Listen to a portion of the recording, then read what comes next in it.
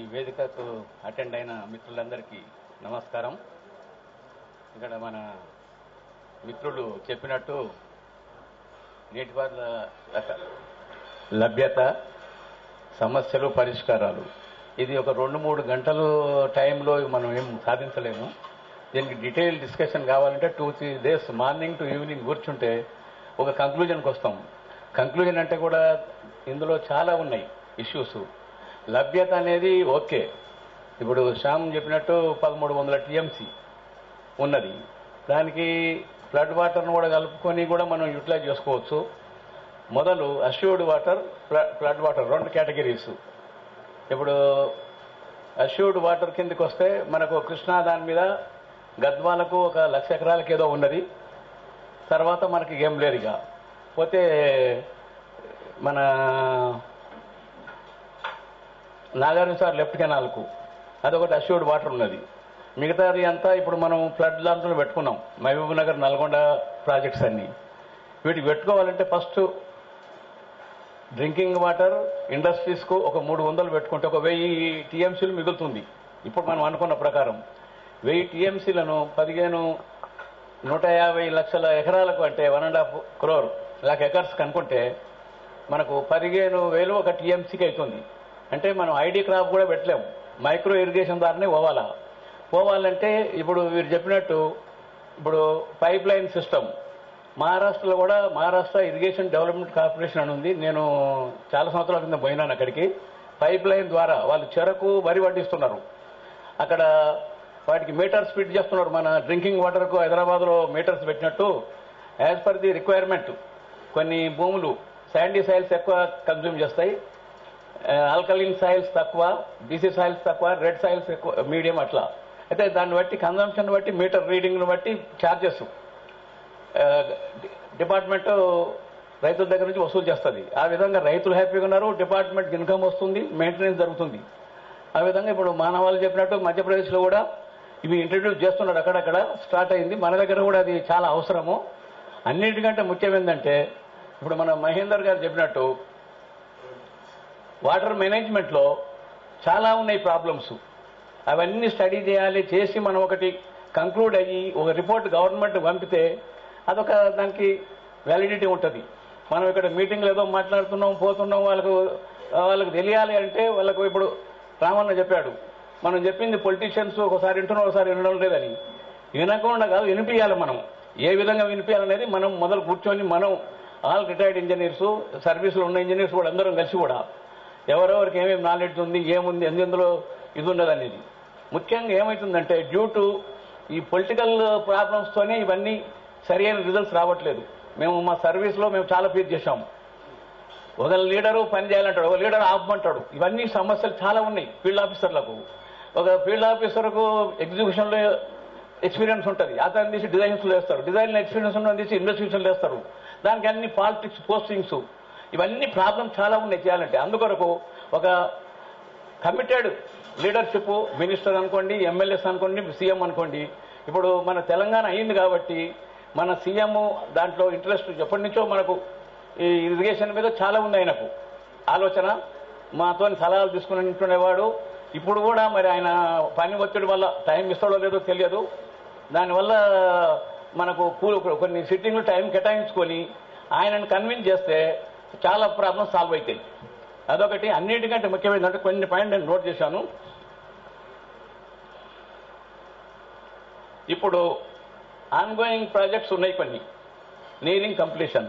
అవి full ఫ్లెడ్జ్డ్గా complete చేసుకుంటే దానికి ఏమేమి కావాలనో చేసుకోవాలి. ఇప్పుడు అన్ని ఫ్లడ్ వాటర్ తీసుకుంటాను, ఫ్లడ్ వాటర్ మీద ఉన్నాయి. ఇప్పుడు కల్వకుర్తి, నెట్టెంపాడు, కోయిల్ సాగర్, భీమా ఇవన్నీ పెట్టుకున్నాం. మహబూబ్నగర్లో 4, ఎస్ఎల్బిసి ఇవన్నీ, ఇక్కడ డిండి రిజర్వాయర్ ఇక్కడ పెట్టుకున్నాం. ఇప్పుడు మళ్ళీ పాలమూరు లిఫ్ట్ అనేది ఒకటి ప్రపోజల్ పెడుతున్నాం.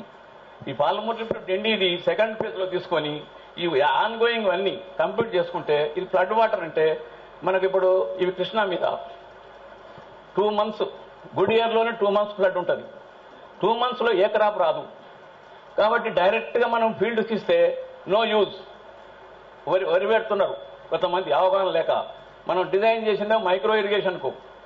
కల్వకుర్తి నేను ఎస్సీగా చేశాను, 2.5 లక్షల ఎకరాలకు 25 టీఎంసీలని టెంటేటివ్గా అప్పుడున్న గవర్నమెంట్ పెట్టింది. పెట్టిన తర్వాత ప్రపోజల్ ప్రకారం చూస్తే ఆయకట్టు 5-6 లక్షలు కూడా మనం చేయగలుగుతాం. లిఫ్ట్ 3 లిఫ్ట్ల ద్వారా లిఫ్ట్లు పెడుతున్నాం. కాస్ట్ దానికి ఎక్కువ. మరి తక్కినది మనం పెట్టుకోవడానికి ఇబ్బంది ఉంది గ్రావిటీ ప్రకారం అనుకొని నేను ఆయకట్టు ఆ మోటార్ కెపాసిటీని 100 మెగావాట్ ఉంటే 150 చేశాను. Without the approval of the government. ఆయకట్టుకు 1,00,000 ఎకరాలు పెంచేశాను. పెంచి టెండర్ ఫ్లోట్ చేసిన. దాని బీసీ రేషియో కొరకు మైక్రో ఇరిగేషన్ పెట్టాను. అది బీసీ రేషియో వర్కౌట్ కాకుంటే మళ్ళీ వాళ్ళు టెక్నికల్గా ఆబ్జెక్షన్ చెప్తారని మొత్తం మీద అన్ని కాకిలెక్కలు వేసేసి 3.5 లక్షలకు తొలగించేసి 150 మెగావాట్ పెట్టేసి అప్రూవల్ తీసుకున్న. టెండర్లు అయినాయి. ఐపవర్ కమిటీకి అప్రూవల్ పోయి వచ్చింది. వచ్చిన తర్వాత రివైజ్డ్ అడ్మినిస్ట్రేషన్ అప్రూవల్ పంపినాం. మొదలు 2.5 లక్షలకు ఉన్నప్పుడు ఇదే వెంకటరంగారెడ్డి గారు సిఈ మీడియం ఉండే ఆయన ఛాంబర్లోనే మన మహిమలో 4 ఇంజనీర్లు కూర్చొని అది తయారు చేశారు. 2 లక్షలకి 2,200 వచ్చింది. 2,200 కాస్ట్ వస్తే అడ్మినిస్ట్రేటివ్ అప్రూవల్ 1,500కే తీసుకున్నారు. తగ్గించి 1,500కి ఇచ్చినప్పుడు గవర్నమెంట్. అయితే మేము 3.5 తీసుకున్న తర్వాత టెండర్లు అయిన తర్వాత 3,000 కోట్ల పోయింది. అది 15 నుంచి 3,000 కోట్ల పోయిందని పేపర్లో న్యూస్. తెలియదు. నాన్ టెక్నికల్ వాళ్ళు గొర్రెలు బర్రెలు కాస్తాడు కూడా ఇంజనీర్ గురించి మాట్లాడడం. ఇక అప్పుడు ఇంజనీర్లు ఏం చేస్తారు? చాలా దీనావస్థలు ఉంది పరిస్థితి. ఆ పరిస్థితులలో చెప్పినవన్నీ 2,200 ఉండే ఎస్టిమేట్ తీసాం. కాపీ వాళ్ళు తయారు చేసింది. దాన్ని 1,500 చేసినారు. 800 పెరిగింది. 800 అంటే వాడు 1,00,000 ఎకరాలు పెంచినాం. కాస్ట్ పెరిగింది. మళ్ళీ అప్పటికిప్పటికి మోటార్లు కూడా బిహెచ్ఎల్ మోటార్స్ పెట్టినాం. కాస్ట్లీ ఆ విధంగా చేసినాం. అయిపోయింది. ఇప్పుడు 3.5 కాదు 6 లక్షలు కూడా దాంతో తీసుకోవచ్చు. అదే బిహెచ్ఎల్ మోటార్స్తోని కలవకుండా దానికి ఇప్పుడు మనం అనేది ఏంటంటే రిజర్వాయర్లు లేకుండా ఈ 2 నెలల్లో మనం క్రాప్ తీయలేము. రిజర్వాయర్లు కావాలి. ఇప్పుడు 40 టీఎంసీలు చేశారు. ఇప్పుడే పేపర్లు చూసాం. శ్యామ్ కూడా చెప్పాడు. 40 టీఎంసీలకు ఐడి క్రాప్ అయితే 4 లక్షలు, మైక్రో పోతే 6 లక్షలు కూడా చేసుకోవచ్చు. అది తర్వాత విషయం. మొదలు ఎంతనన్నా ఇప్పుడు 4 లక్షలు 3 లక్షలు ఎంతో చేసుకోవాలనుకుంటే కూడా మనం రిజర్వాయర్లు కట్టాలా. టు ది ఎక్స్టెంట్ 30-40 టీఎంసీ కట్ట. ఆన్గోయింగ్ ట్యాంక్స్ ఉన్నాయి, కొన్ని మీడియం ఉన్నాయి ఎన్ రూట్. వాటిని ఫిల్అప్ చేసుకుంటూ కొత్తవి కట్టాలంటే ఒక 30 టీఎంసీ కన్నా మనం రిజర్వాయర్లు కట్టాలా. దాంట్లోనే కట్టుకోవచ్చు. ఇప్పుడు పాల్మూరు లిఫ్ట్లో పెడుతున్నారు ప్రపోజలు. దానికంటే కల్వకుర్తిలోనే పెట్టాలా నా ఉద్దేశం. పాల్మూరు లిఫ్ట్ను సెకండ్ ఫేజ్లో పెట్టుకుందాం. ఇవి కంప్లీట్ చేద్దాం. రిజర్వాయర్లు కూడా 30 టీఎంసీలు చేద్దాం. కంప్లీట్ చేసేసి after 2 years let us go to that. ఎందుకంటే మనకు అలాట్మెంట్ ఉంది వాటర్, కృష్ణా కానీ గోదావరి కానీ. ఆ బ్యాలెన్స్ దానికి మనం ప్లాన్ చేసుకుందాం. ఆ విధంగా పొలిటికల్ గవర్నమెంట్ మనం కన్విన్స్ చేయాలి. మెయిన్ ఇష్యూ అక్కడ. అది మనం చెప్తే వాళ్ళు వినరు. అంటే ఇది రిజల్ట్ రాదు. 2 నెలల ఈ సంవత్సరం ఫ్లడ్ వాటరే లేదు. ఉన్న ప్రాజెక్ట్ నీరే లేదు. అట్లా 1 in 2 years వస్తుంటుంది. కాబట్టి ఈ రిజర్వాయర్లు కట్టుకుంటే మనకు మెయిన్ ఆయకట్టు ఐడి క్రాప్స్ పెట్టుకోవచ్చు, మైక్రో ఇరిగేషన్ చేసుకోవచ్చు, ప్లస్ గ్రౌండ్ వాటర్ రీఛార్జ్ అవుతుంది. దాని మూలాన ఫ్లోరైడ్ ఎఫెక్ట్ తగ్గుతుంది.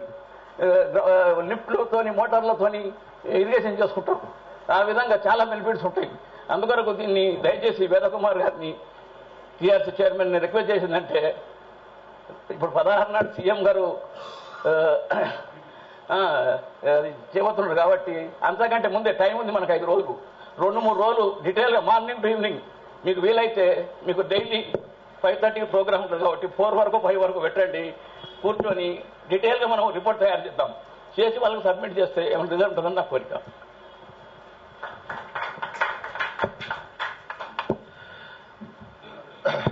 సత్యరెడ్డి గారు